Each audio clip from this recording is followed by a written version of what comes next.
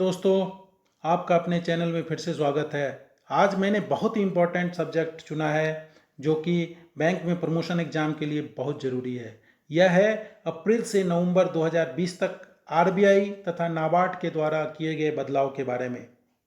यह एग्ज़ाम के लिए बहुत ज़रूरी है। आप इस वीडियो को अंत तक अवश्य देखें और यदि आपको ये अच्छा लगे तो अपना बहुमूल्य कमेंट देकर आप हमारा प्रोत्साहन जरूर बढ़ाएं। 22 अक्टूबर 2020 को आरबीआई ने हाउसिंग फाइनेंस कंपनीज के लिए रिवाइज्ड गाइडलाइन जारी किए हैं। इसमें पहला है कि प्रिंसिपल बिजनेस क्या होना चाहिए और हाउसिंग फाइनेंस में कितने परसेंटेज क्या होना चाहिए। तो आप देखते हैं कि जो हाउसिंग कंपनी एक्ट के तहत इनकॉर्पोरेट की गई है उसमें 3 कंडीशन उसे फुलफिल करना होगा, जिसमें पहला कंडीशन है कि जिस एनबीएफसी के टोटल असेट का मिनिमम 60% हाउसिंग में फाइनेंस हो वही कंपनी हाउसिंग फाइनेंस कंपनी के अंदर आ सकती है, जिसमें कि इंटेंजिबल असेट यदि कोई है उसकी गणना नहीं की जाएगी। दूसरा कंडीशन ये है कि जो टोटल असेट हैं out of total asset intangible asset को घटाने के बाद मिनिमम 50% इंडिविजुअल हाउसिंग फाइनेंस में होना चाहिए। और तीसरा कंडीशन ये है कि एनबीएफसी वही कंपनी कहलाएगा जिसके टोटल असेट में 50% फाइनेंशियल असेट हो और टोटल इनकम में 50% इनकम फाइनेंशियल असेट से हो। इसके अलावा यदि किसी हाउसिंग कंपनी के पास 60% असेट हाउसिंग फाइनेंस में नहीं है और वह उसे अचीव करना चाहता है तो उसके लिए एक स्टिपुलेशन दिए गए हैं, जैसे कि उसे 31 मार्च 2022 तक वो 50% ला सकता है, 31 मार्च 2023 तक 55% ला सकता है, 31 मार्च 2024 तक 60% ला सकता है, जो कि एक स्टिपुलेशन दिया गया है। इसी तरह से यदि किसी का इंडिविजुअल हाउसिंग में यदि फाइनेंस नहीं है अवेलेबल तो उस केस में एचएफसी के लिए टोटल असेट का 50% लाने के लिए उसको भी टाइम दिया गया है, जिसमें कि 31 मार्च 2022 तक उसे 40% लाना है, 31 मार्च 2023 तक 45% तक लाना है और 31 मार्च 2024 तक 50% लाना है। अब दूसरा है हमारा net owned fund requirement. Net owned fund requirement किसी कंपनी के लिए यदि वो हाउसिंग कंपनी बनना चाहता है तो कम से कम 20 करोड़ होना चाहिए। यदि एग्जिस्टिंग कंपनी है और उसके पास 20 करोड़ नेट ओन्ड फंड नहीं है तो वह उसे भी एक पीरियोडिक बढ़ा सकता है, जैसे कि 31 मार्च 2022 तक वह उसे 15 करोड़ कर सकता है और 31 मार्च 2023 तक 20 करोड़ तक वह पहुंचा सकता है। इसके अलावा भी कुछ चीज़ें हैं जो हाउसिंग कंपनी में चेंज किए गए हैं। हाउसिंग कंपनीज को इम्पेयरमेंट अलाउंस के लिए प्रूडेंशियल फ्लोर मेंटेन करना है और रेगुलेटरी जो इंस्ट्रक्शन होते हैं उसको मानना होगा, जो जिससे कि इम्प्लीमेंटेशन होगा अकाउंटिंग सिस्टम का। दूसरा है कि यदि कोई housing finance company listed share के अगेंस्ट में फाइनेंस करता है तो उसे एलटीवी 50% हर वक्त मेंटेन करना है। यदि कोई शॉर्टफॉल होता है तो उसे 7 दिन के अंदर पूरा करना होगा। तीसरा है कि यदि कोई एचएफसी गोल्ड लोन में फाइनेंस करता है तो उसे 75% एलटीवी हमेशा मेंटेन करना होगा, जो कि सिंगल प्रोडक्ट को हम गोल्ड लोन कह सकते हैं। और ऐसा यदि है वो करना चाहता है तो उसके पहले उसको बोर्ड अप्रूवल पॉलिसी एक रहना चाहिए, उसके पास बोर्ड अप्रूव्ड पॉलिसी के बाद ही वह गोल्ड में फाइनेंस कर सकता है। उसके बाद है कि लेवी, मतलब क्या है कि एचएफसी को कोई भी फोरक्लोजर चार्जेज या प्री पेमेंट चार्जेज नहीं लेगा यदि वो फ्लोटिंग रेट टर्म लोन देता है तो। इसके अलावा नेक्स्ट है guideline on liquidity risk management. 100 crore asset size के सभी नॉन डिपॉजिट टेकिंग एनबीएफसी और सभी डिपॉजिट टेकिंग एनबीएफसी जो जिसमें कि असेट साइज कुछ भी मेंशन नहीं है, इरिस्पेक्टिव ऑफ असेट साइज है डिपॉजिट टेकिंग के लिए, उसको लिक्विडिटी रिस्क मैनेजमेंट मेंटेन करना होगा और इसकी जिम्मेवारी जो है वो हाउसिंग फाइनेंस कंपनी के बोर्ड की होगी। उसके बाद नेक्स्ट आता है गाइडलाइन क्या किए हैं एलसीआर के लिए। LCR क्या होता है? LCR होता है लिक्विडिटी कवरेज रेशियो। मतलब क्या है कि लिक्विडिटी जो कि कैश के रिक्वायरमेंट में हो, मतलब हाई क्वालिटी लिक्विड एसेट उसके पास होना चाहिए जो कि 30 दिन के अंदर यदि कोई रिक्वायरमेंट आती है तो उसको फुलफिल कर सके। जैसे कि यदि 100 करोड़ रुपये उसके पास 30 दिन के लिए रिक्वायरमेंट है तो उसे 100% रखने के लिए 100 करोड़ रखना होगा। तो यदि किसी के पास ऐसा नहीं है तो इसके लिए भी उस RBI ने गाइडलाइन जारी किए हैं कि वो चैनल में इसको आगे बढ़ के रख सकता है, 100% ला सकता है धीरे धीरे करके हर एक साल। तो इसके लिए RBI ने क्या किया है कि लिक्विडिटी के लिए LCR के लिए किया है कि दिसंबर से इसकी गणना की जाएगी। मतलब 1 दिसंबर 2021 को से लेकर 1 दिसंबर 2025 तक इसको कंप्लीट करना है। इसमें उन्होंने क्या किया है कि जो डिपॉजिट का असेट साइज है, NBFC का जो असेट साइज है उसके हिसाब से किया है।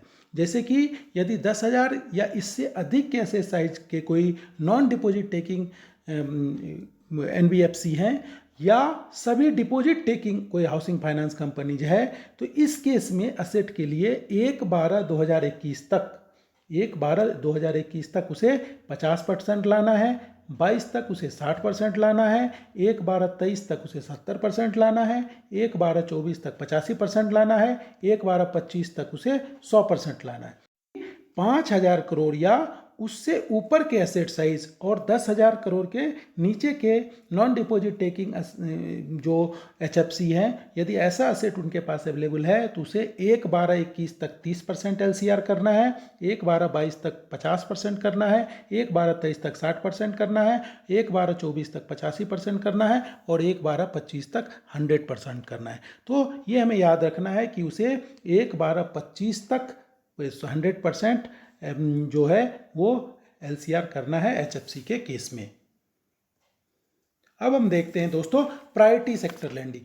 प्रायोरिटी सेक्टर लैंडिंग में कि हमें जो अभी रिसेंटली रिवाइज किए गए हैं उसमें क्या क्या चेंज आया है। तो ये इफेक्टिव है 4 सितंबर 2020 से। नेक्स्ट है क्या मेजर चेंज हुआ इसमें। 50 करोड़ तक के स्टार्टअप लोन को अब प्रायोरिटी सेक्टर लैंडिंग में माना गया है। स्मॉल एंड मार्जिनल फार्मर के टारगेट को 8% से बढ़ाकर 2024 तक 10% किया गया है।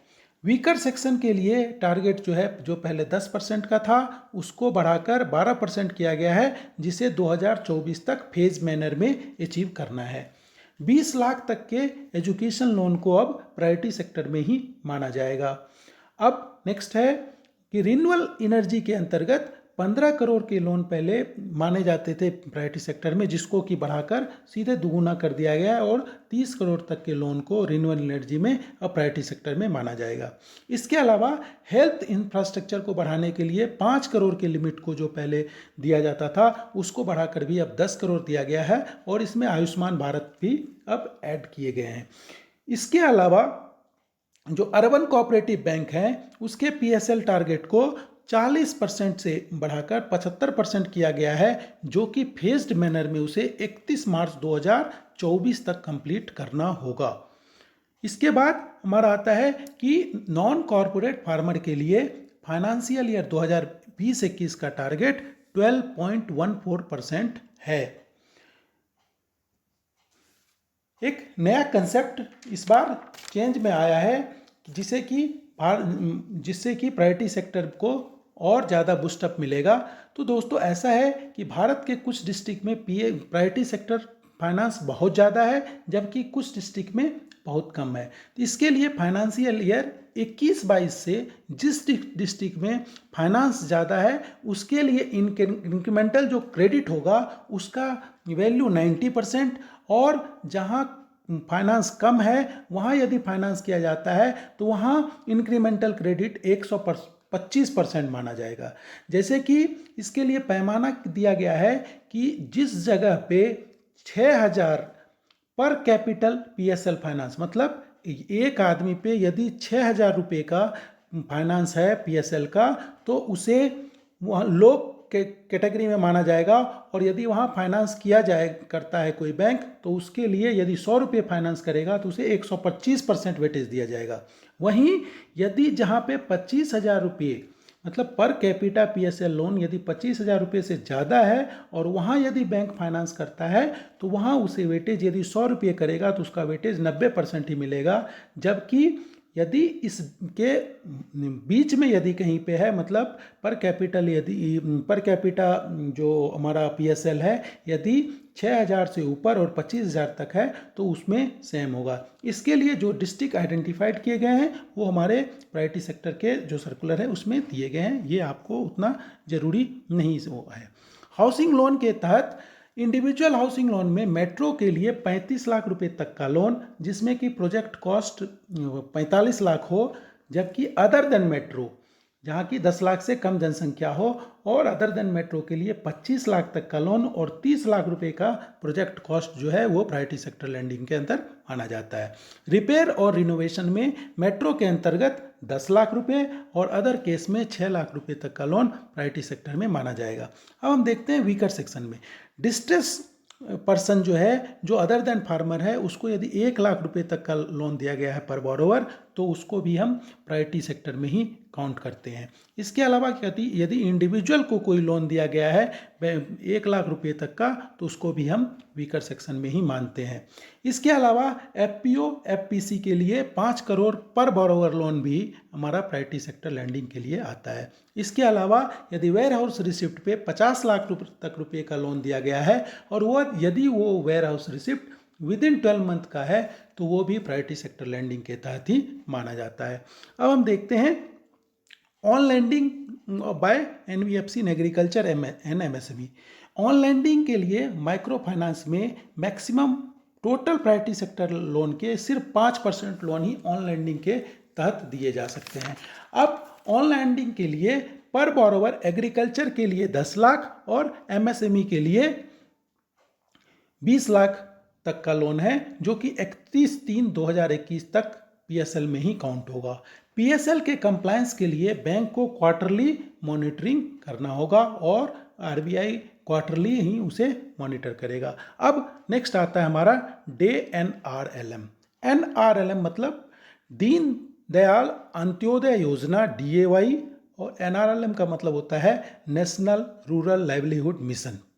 इसमें सबसे पहले मेंबर कितने हो सकते हैं, तो रूरल एरिया में 10 से 20 मेंबर हो सकते हैं, जबकि डिफिकल्ट एरिया में 5 मेंबर तक हो सकते हैं।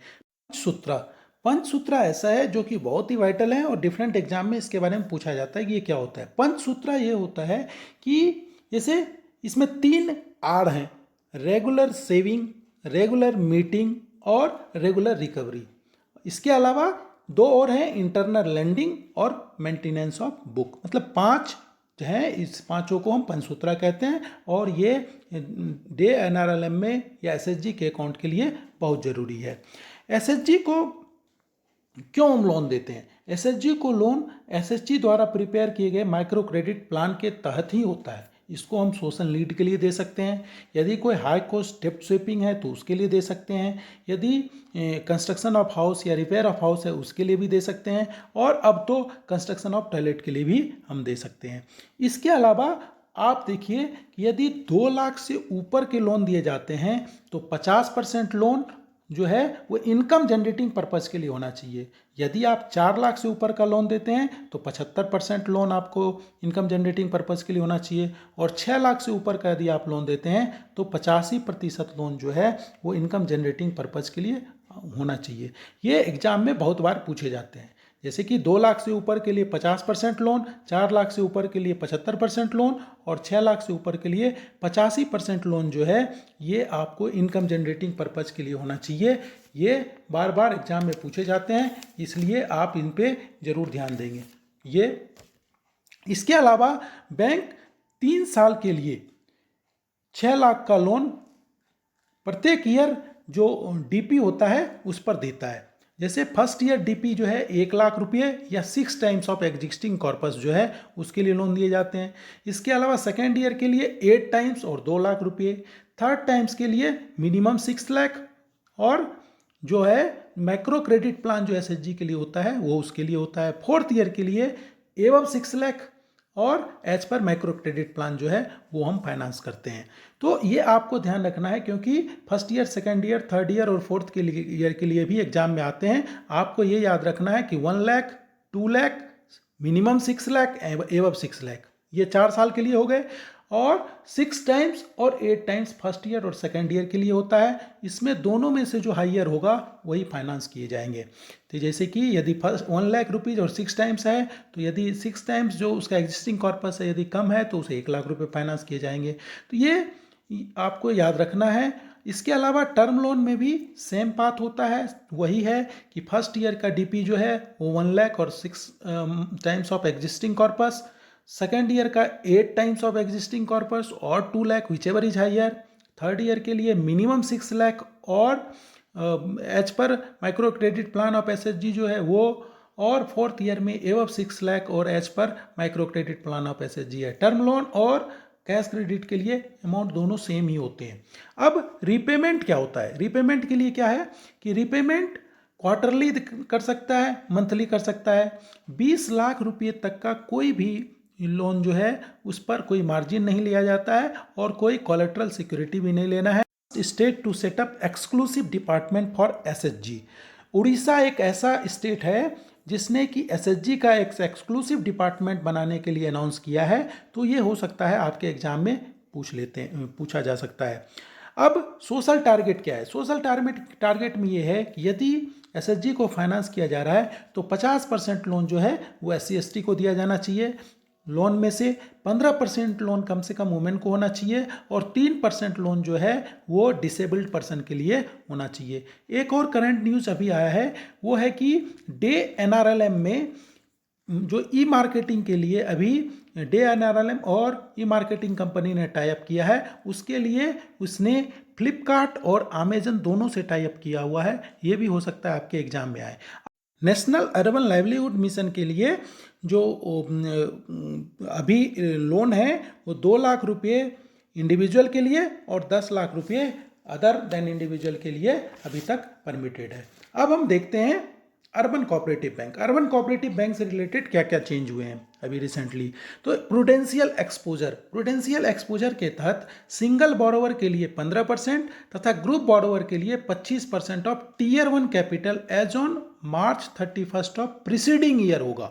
Aggregate loan and advance UCB के तहत 50% लोन जो है 25 लाख रुपये या 0.2% ऑफ टीयर 1 कैपिटल, मैक्सिमम जो है 1 करोड़ पर बोरोवर, यही लोन जो है वो आप अर्बन कोऑपरेटिव बैंक के तहत किए जा सकते हैं। आरबीआई ने रेगुलेटर रिस्ट्रिक्शन लगाए हैं, उसे ऑल इंक्लूसिव डायरेक्शन कहा जा सकता है। ये आप याद रखें, जैसे पीसीए लगाया गया था वैसे अर्बन कोऑपरेटिव बैंक के तहत में ऑल इंक्लूसिव डायरेक्शन इशू किए गए हैं और ये पूछे जा सकते हैं कि जो रिस्ट्रिक्शन लगाए थे उसको क्या कहा जाता है। तो जो एआईडी होता है, एआईडी का मतलब होता है ऑल इंक्लूसिव डायरेक्शन। इसके तहत जो प्रोविजनिंग रिक्वायरमेंट है वो इंटर बैंक एक्सपोजर के लिए 5 साल के लिए 20% एनुअली है। यदि उसने किया है कुछ भी इस तरह इंटर बैंक, यदि एक बैंक दूसरे बैंक को यदि फाइनेंस किया हुआ है, एक यूसीबी दूसरे यूसीबी को फाइनेंस किया है, तो उसके लिए यदि वो अकाउंट एनपीए होता है तो उसमें प्रोविजन 5 साल के लिए करना है और वो 20% एनुअली होगा। इसके अलावा जो इसका टारगेट है वो है 75% का, जो कि 31/3/2024 तक पूरा करना है। पीएसएल टारगेट में यदि कोई शॉर्टफॉल होता है तो उसे नाबार्ड, मुद्रा, एनएचबी या सिडबी कहीं भी जमा किया जा सकता है। अर्बन कोऑपरेटिव बैंक के लिए प्रायोरिटी सेक्टर का अचीवमेंट चारों क्वार्टर में जो आउटस्टैंडिंग पीएसएल का है उसके एवरेज पे निकाला जाता है। अब है सिस्टम बेस्ड असेट क्लासिफिकेशन। जिस यूसीबी का असेट साइज 31 मार्च 2020 को 2000 करोड़ या उससे ज़्यादा है उसे 30/6/2021 तक system based IRAC norm implement करना है। जिस यूसीबी का असेट साइज 31 मार्च 2020 को 1000 करोड़ या उससे अधिक है लेकिन 2000 करोड़ से कम है उसे 30/9/2021 तक सिस्टम बेस्ड असेट क्लासिफिकेशन करना है। यदि कोई यूसीबी यह क्राइटेरिया इस साल या अगले साल कभी भी पूरा करता है तो जिस साल वो पूरा करता है उसके पूरा करने के 6 महीने के अंदर उसे सिस्टम बेस्ड क्लासिफिकेशन करना है। इसके अलावा जो हमारा इसका लास्ट है कि यदि कोई यूसीबी एमएलआई के लिए रजिस्ट्रेशन कराना चाहता है तो उसके लिए क्या क्राइटेरिया होना चाहिए। तो उसके लिए 6 क्राइटेरिया है जो कि आपको ध्यान में रखना है कि उसकी डिमांड और टर्म लाइबिलिटी जो है वो 750 करोड़ एक साल तक लगातार होना चाहिए। दूसरा ये है कि उसका CRAR 12% कम से कम होना चाहिए। तीसरा ये है कि ग्रॉस NPA उसका लेस देन 5% होना चाहिए। चौथा ये है कि वो लगातार 3 साल नेट प्रॉफिट में हो। चौथा ये है कि SLR और CRR वो कंप्लाइट करता हो। और छठा है कि कोई मेजर जो है उसके साथ प्रॉब्लम ना हो सुपरवाइजरी या रेगुलेटर के तरफ से, उसका कोई कंसर्न उसके साथ अवेलेबल नहीं हो। अब हम देखते हैं कि एक्स ग्रेसिया पेमेंट जो है कंपाउंड इंटरेस्ट और सिंपल इंटरेस्ट का जो अभी RBI के द्वारा जारी किया गया है, इसमें क्या दिया गया है। तो इसके लिए एलिजिबल लोन कौन सा है, तो MSME लोन है, एजुकेशन लोन है, हाउसिंग लोन है, व्हीकल लोन है, कंज्यूमर लोन है, क्रेडिट कार्ड है, पर्सनल लोन है या कोई कंजम्पशन लोन है। ये सारे लोन इसके लिए एलिजिबल है। इसमें अमाउंट कितना है, तो सैंक्शन लिमिट या आउटस्टैंडिंग अमाउंट एज ऑन 29/2/2020 को 2 करोड़ होना चाहिए।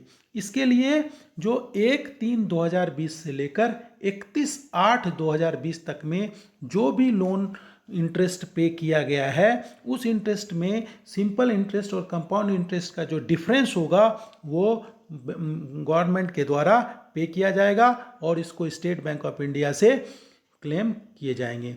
और पीरियड को हमने आपको बता दिया। नेक्स्ट है क्लासिफिकेशन, और उस समय ये लोन जो है वो क्लासिफिकेशन उसका हमेशा स्टैंडर्ड होना चाहिए, तभी ये डिफरेंस उसे मिलेगा। मतलब 29/2/2020 को अकाउंट स्टैंडर्ड होना चाहिए। हमारा नेक्स्ट है रिवाइज रिस्क वेट क्या किए गए रिटेल पोर्टफोलियो में। आपको इसके लिए सबसे पहले देखते हैं कि एग्जिस्टिंग रिस्क वेट क्या है रिटेल असेट का। रिटेल असेट में अभी एग्जिस्टिंग जो रिस्क वेट है वो 75% है। दूसरा कंडीशन क्या है कि क्राइटेरिया क्या है रिटेल पोर्टफोलियो का देने का। तो रिटेल पोर्टफोलियो 3 कंडीशन पे माना जाता है। उसमें पहला कंडीशन ये है कि इंडिविजुअल या बिजनेस, स्मॉल बिजनेस जो है वो लास्ट 3 साल में उसका एवरेज टर्नओवर 50 करोड़ का हो। दूसरा ये है कि एग्रीगेट एक्सपोजर जो है वो रिटेल पोर्टफोलियो का 0.2% से ज़्यादा ना हो। और तीसरा है कि एक काउंटर पार्टी पर लोन 5 करोड़ से ज़्यादा ना हो। तो ये 3 कंडीशन यदि फुलफिल करता है तो वो रिटेल पोर्टफोलियो के अंदर आता है। रिजर्व बैंक ऑफ इंडिया ने एक काउंटर पार्टी को जो 5 करोड़ का लोन है उसे बढ़ाकर अब 7.5 करोड़ कर दिया है। अर्थात अब 7.5 करोड़ तक के लोन में रिस्क वेट रिटेल के मुताबिक 75% ही होगा।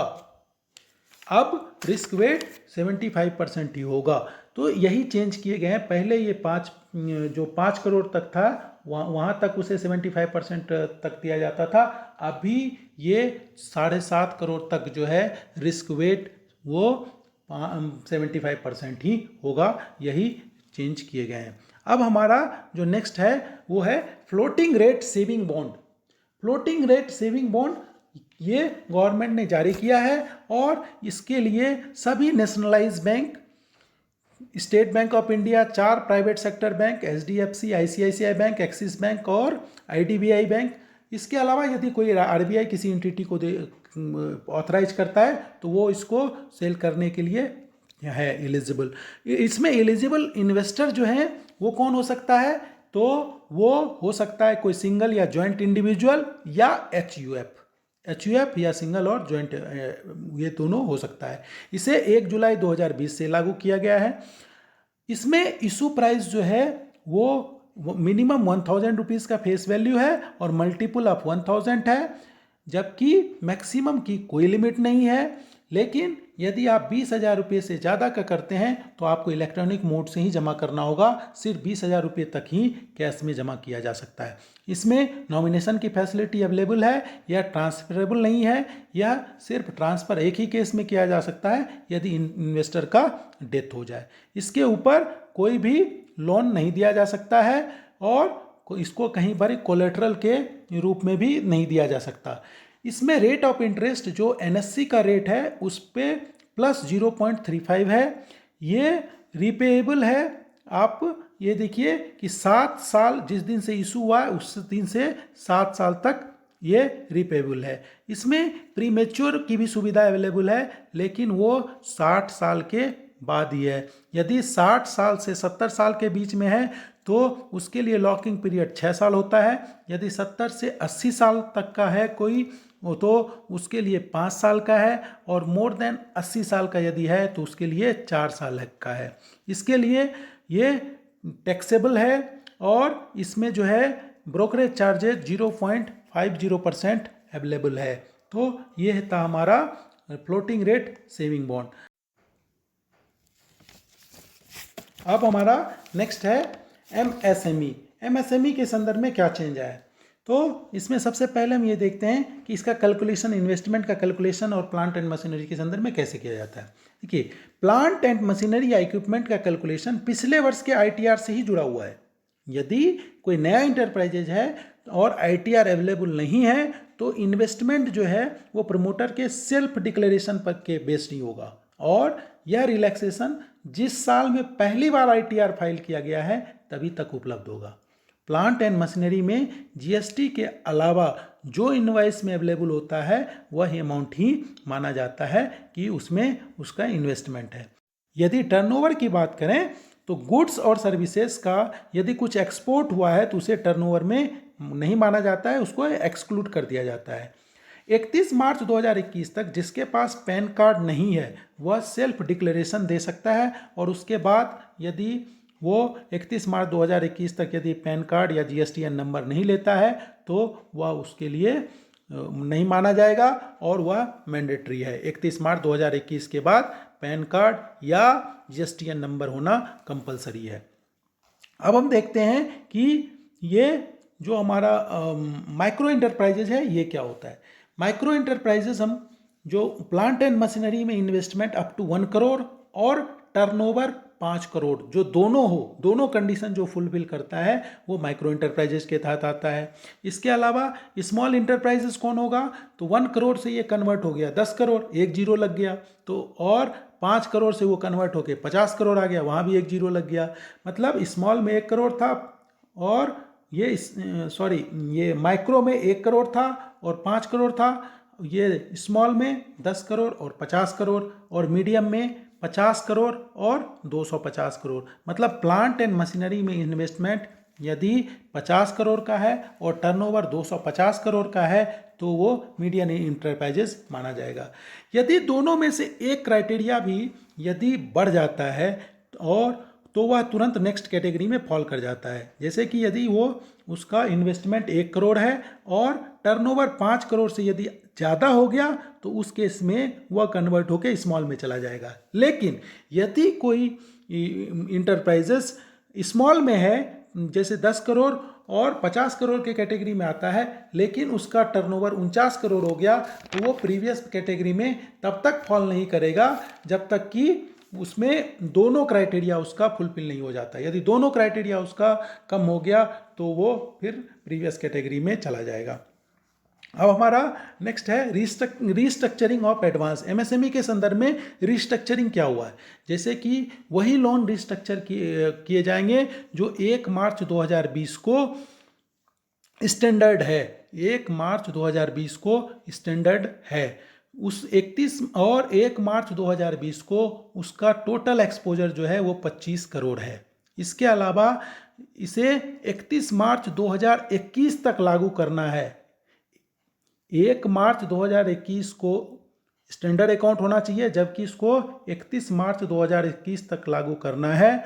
यदि 2 मार्च 2020 में से कोई अकाउंट NPA हुआ है, मतलब 1 मार्च 2020 को यदि वो अकाउंट पीए था, और यदि 2 मार्च 2020 के बाद वो अकाउंट एनपीए हो गया तो उसे एनपीए नहीं डिक्लेयर करेंगे, वो अकाउंट कंटिन्यू रहेगा, लेकिन इसके लिए एडिशनल 5% का प्रोविज़न करना होगा। तो हमारा अगला है ओम्बड्समैन स्कीम, जो एपीवाई या एनपीएस के लिए आया हुआ है। तो एपीवाई और एनपीएस के लिए अभी ओम्बड्समैन स्कीम आ गया है, और इसमें सबसे पहला है कि हु कैन फाइल, कौन फाइल कर सकता है, जिसको प्रॉब्लम है, जिसके एपीवाई में समस्या है, जो कंप्लेनेंट हो सकता है, लेकिन उसको ओम्बड्समैन में जाने के पहले सबसे पहले NPST national payment system trust में कंप्लेन करना होगा। बिना कंप्लेन किए वो वहाँ नहीं जा सकता है। तो सबसे पहले वो कंप्लेन करेगा नेशनल पेमेंट सिस्टम ट्रस्ट में। यदि 30 दिन तक उसे रिप्लाई नहीं मिलता है या उस रिप्लाई से वो संतुष्ट नहीं होता है, तो एनपीएसटी रिप्लाई के 45 दिन के अंदर वह अपील फाइल कर सकता है ओम्बड्समैन में, जो एनपीएस के ओम्बड्समैन, मतलब 45 दिन के अंदर। 30 दिन तक यदि उसे रिप्लाई नहीं मिलता है या रिप्लाई मिलने के 45 दिन के अंदर वो वहाँ फाइल करेगा। इसके लिए जो टाइम है अवार्ड इशू करने का, वो 90 दिन का है। जिस दिन उसको अपील रिसीव हुआ ओम्बड्समैन को, उसके 90 दिन के अंदर वो ओम्बड्समैन अवार्ड उसके लिए जारी करेगा। 10 लाख रुपए तक का अवार्ड वो उस पर कर सकता है। 10 लाख से ऊपर का यदि कोई अवार्ड उस पर करता है तो कंपनसेशन प्लस इंटरेस्ट, तो उसे पीएफआरडीए से परमिशन लेना पड़ता है।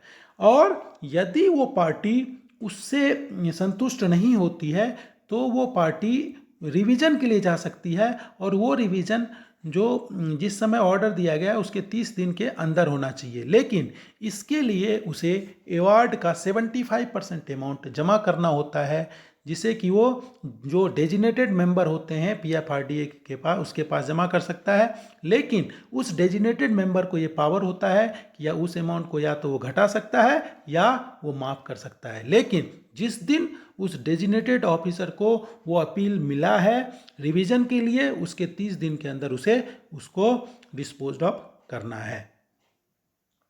अब हमारा नेक्स्ट है पॉजिटिव पे। पॉजिटिव पे क्या है, पॉजिटिव पे क्यों किया जाता है, यह क्या है, यह रिकन्फर्मेशन है की डिटेल का। जो मान लिया कोई लार्ज चेक यदि देता है तो उस चेक का रिकन्फर्मेशन है कि उसने उसी बेनिफिशियरी को इशू किया है, उसने उसी डिटेल में लिखा है, डिटेल जो लिखा है उसी के द्वारा लिखा गया है। तो जब कोई आदमी चेक इशू करता है तो चेक उसके द्वारा जारी किया गया है कि नहीं किया गया है, इस फ्रॉड को रोकने के लिए पॉजिटिव पे सिस्टम आरबीआई के द्वारा लाया गया है। इसे कस्टमर जो है वो एसएमएस के द्वारा, कोई मोबाइल ऐप के द्वारा, या कोई एटीएम के द्वारा, या ई बैंकिंग के द्वारा किसी भी तरीके से बैंक को इन्फॉर्म कर सकता है।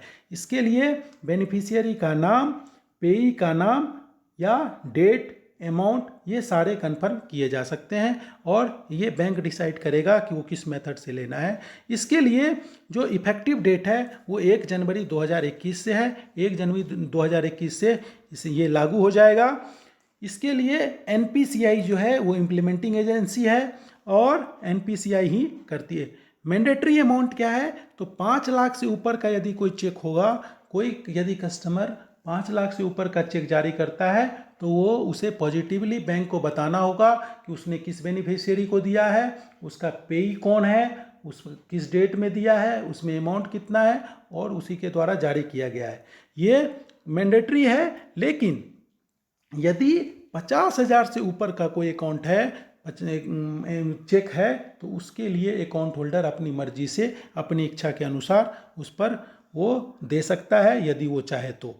इसके लिए कंपल्सन नहीं है। लेकिन 5 लाख से ऊपर पे ये कंपल्सन है, और 50,000 से ऊपर पे बैंक यदि चाहे तो बैंक उसके लिए उसको रिस्ट्रिक्शन लगा सकता है। हमारा अगला है automation of IRAC norm, income recognition and asset classification norm और प्रोविजनिंग। इसके संदर्भ में ये ट्रांसपेरेंसी लाने के लिए, सिस्टम से सारा चीज़ हो, आरबीआई ने ये जारी किया है कि 30 जून 2021 के बाद सभी बैंक अपने जो एडवांस पोर्टफोलियो है, चाहे वो टेम्प्रोरी ओवरड्राफ्ट ही क्यों ना हो, बैंक का इन्वेस्टमेंट ही क्यों ना हो, सारे सिस्टम के थ्रू ही करना है। इसके लिए 30 जून 2021 का डेट डिसाइड किया गया है। अब सिस्टम के द्वारा ही जो एसटीपी होता है, स्ट्रेट थ्रू प्रोसेस जो होता है, उसी के माध्यम से जो हमारा लोन अकाउंट है उसको डाउनग्रेड और अपग्रेड किया जाएगा। इसमें कोई भी मैनुअल इंटरवेंशन नहीं होगा। इसमें जो फ्रीक्वेंसी की बात की गई है वो है कि एवरी डे इन प्रोसेस में ये या तो डाउनग्रेड होगा या अपग्रेड होगा, जो भी इसका एक्चुअल पोजीशन है उसके साथ होगा। यदि कोई मैनुअल इंटरवेंशन हुआ है तो उसके लिए एटलीस्ट 2 लेवल ऑथेंटिकेशन होना जरूरी हो, और इसके लिए बैंक एक अप्रूव्ड बोर्ड अप्रूव्ड पॉलिसी बनानी होगी, और उस पॉलिसी के आधार पे ही जिसको ऑथराइज किए जाएंगे वो 2 लेवल पे वो वही उसी को चेंज कर सकता है। बैंक को ऐसे ट्रांजैक्शन जो सिस्टम जनरेटेड रखना है, जिसमें कि कोई मैनुअल यदि कोई चेंज किया गया है तो बैंक को ऐसे ट्रांजैक्शन को रखना है जिसमें कि क्यों किया गया है उसका पर्पज़ लिखा होना चाहिए, रीजन लिखा होना चाहिए, उस जिसने किया है उसकी यूज़र आईडी होना चाहिए, उसका नाम होना चाहिए, उसका डेजिग्नेशन होना चाहिए, वो सारा चीज़ लिखा हो, और ये सिस्टम जनरेटेड हो, हाथ से लिखा हुआ नहीं होना चाहिए। इसके अलावा उसे कम से कम 3 साल तक रखना है, और 3 साल रखने के बाद ही इसको करना है।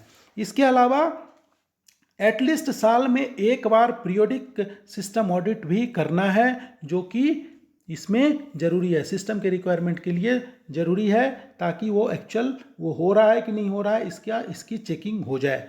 बैंक अपने स्टाफ के लिए कोई स्टैंडर्ड ऑपरेटिंग प्रोसीजर बना सकता है उसको, कि अब कैसे इसको इम्प्लीमेंट किया जाएगा। इसके अलावा जो रिकॉर्ड है, इसके रिकॉर्ड को 3 साल तक रखना है, ताकि कोई यदि चेंज किया गया है कभी इसकी चेकिंग हो तो वो उसमें आरबीआई को दिखाया जा सके। अगला है पीएम वय वंदना योजना। इसे एलआईसी ने लॉन्च किया है, जो 31 मार्च 2023 तक चलेगा। यह 10 साल के लिए होता है। इसमें पहले साल अर्थात 31 मार्च 2021 तक 7.4% ब्याज मिलेगा, और इसमें पैसा इन्वेस्ट करने के लिए मिनिमम एज जो है वो 60 वर्ष होना जरूरी है। इसमें मिनिमम पेंशन 1000 रुपये पर मंथ और मैक्सिमम 9250 रुपये है। मैक्सिमम अमाउंट जो इसमें इन्वेस्ट किए जा सकते हैं वो है 15 लाख रुपये। इसको सरेंडर भी किया जा सकता है क्रिटिकल इलनेस के केस में। यदि क्रिटिकल इलनेस सेल्फ और या स्पाउस का है तो इसे सरेंडर किया जा सकता है, और इसमें 98% ऑफ परचेज प्राइस, जितना अमाउंट आपने इन्वेस्ट किया है उसका 98% आपको मिलेगा। ये 3 साल की पॉलिसी के बाद लोन में लिया जा सकता है, और इस पर यदि 3 साल की पॉलिसी हो गई तो आप इस पर लोन ले सकते हैं, और 75% ऑफ परचेज प्राइस आपका जो है वो आपको इस पर लोन मिल सकता है। अब कुछ अदर इम्पॉर्टेंट गाइडलाइन है जिसको हम देखते हैं, जैसे कि क्यूआर कोड के लिए गाइडलाइन आई है। दीपक फाटक एक कमेटी आरबीआई ने बनाया था, और उसके बाद आरबीआई ने ये डिसाइड किया है कि 2 क्यूआर कोड जो इंटर ऑपरेबल है, भारत क्यूआर और यूपीआई क्यूआर कोड, वही कंटिन्यू रहेगा। यदि पेमेंट सिस्टम ऑपरेटर प्रोप्राइटरी कोई क्यूआर कोड यूज़ कर रहे हैं तो इसे 31 मार्च तक 2021 तक इंटरपोरेबल क्यूआर कोड में शिफ्ट करना है, और कोई भी नया प्रोप्राइटर क्यूआर कोड अब जारी नहीं करेगा। इसके अलावा यदि नॉन एग्रीकल्चर के लिए कोई गोल्ड लोन है तो उसका एलटीवी 1 अप्रैल 2021 तक 75% से बढ़ाकर 90% कर दिया गया है। अब नेक्स्ट है कि नाबार्ड ने जो जेएलजी है, जॉइंट लाइबिलिटी ग्रुप है, इसके प्रमोशन के लिए पहले इंसेंटिव नाबार्ड 2000 रुपये का देता था, जिसे कि अब बढ़ा के 4000 रुपये कर दिया गया है। टारगेट लॉन्ग टर्म ऑपरेशन में ये है TLTRO, target long term repo operation. यह ई कुबेर्स के प्लेटफॉर्म पे किया जाता है। सीबीएस का जो आरबीआई का ई कुबेर प्लेटफॉर्म है उस पर होगा। इसके लिए बैंक 1 से 3 साल तक का लोन रेपो रेट पे ले सकता है। इसमें मिनिमम बिड जो है वो 1 करोड़ का और उसके मल्टीपुल में होगा, लेकिन मैक्सिमम अमाउंट का कोई लिमिटेशन नहीं है। इसके लिए गवर्नमेंट ने 1 लाख करोड़ का प्रावधान किया है, इसमें बैंकों को दिए जाएंगे ताकि लिक्विडिटी क्रंच अवेलेबल ना हो। नेक्स्ट है सीजीएफएमयू के संदर्भ में क्या चेंज हुआ है। तो जो पहले एक्सटेंट ऑफ कवरेज 50% था उसको बढ़ाकर अब 75% कर दिया गया है। पहले फर्स्ट डिफ़ॉल्ट जो है वो 5% का था, जिसको घटाकर 3% कर दिया गया है। अब माइक्रो लोन और एसएचजी के लोन को भी इसमें कवर कर दिया गया है। इसके अलावा जो 2020-21 में 10 लाख से लेकर 20 लाख तक के लोन जो हैं वो एसएचजी के अवेलेबल होंगे। 10 लाख से ऊपर और 20 लाख तक के लोन जो है एसएचजी के लिए वही होगा, और इसके लिए कोई भी कोलेटरल बैंक नहीं ले सकता है। इसमें एक और चेंज किया गया है, जो फर्स्ट लॉस जो होगा वो अब नील होगा, जबकि सेकेंड लॉस गारंटी में 75% मिलेगा। इसके अलावा जो CGFMU का फ़ी है 0.25% फर्स्ट ईयर होगा और 0.5% सेकेंड ईयर होगा। अब नेक्स्ट है फाइनेंशियल पैरामीटर जो रिकमेंड किए गए हैं कोविड-19 के लिए। जब रिजोल्यूशन प्लान बनेगा तो केवी कामत के कमेटी बनाई गई थी, उसने 5 की रेशियो के बारे में बोला है कि ये 5 की रेशियो आपको देखना है, जिसमें कि पहला है total outside liability upon adjusted tangible net worth, दूसरा है टोटल डेट अपॉन इबिटा, और तीसरा है करेंट रेशियो, चौथा है DSCR फॉर रिलेवेंट ईयर, और पांचवा है average DSCR over the loan. इसमें करेंट रेशियो और DSCR जो है वो हमेशा 1 से ज़्यादा होना चाहिए, जबकि एवरेज DSCR जितने दिन वो लोन कवर किया है वो 1.2 से ज़्यादा होना चाहिए, तभी ये आप रिजोल्यूशन प्लान उस पर यूज़ कर सकते हैं। नेक्स्ट है PMMSY, मतलब प्रधानमंत्री मत्स्य संपदा योजना, जो फिश प्रोडक्शन के लिए दिया है प्रधानमंत्री ने। इसका टारगेट है 70 लाख टन फिश बाय 2024-25 में, और इसमें फार्मर के जो फिश फार्मर है उसके इनकम को डबल करना है, और इसके लिए 20,050 करोड़ का इन्वेस्टमेंट होगा। नेक्स्ट और अंत है sanitation literacy campaign by NABARD.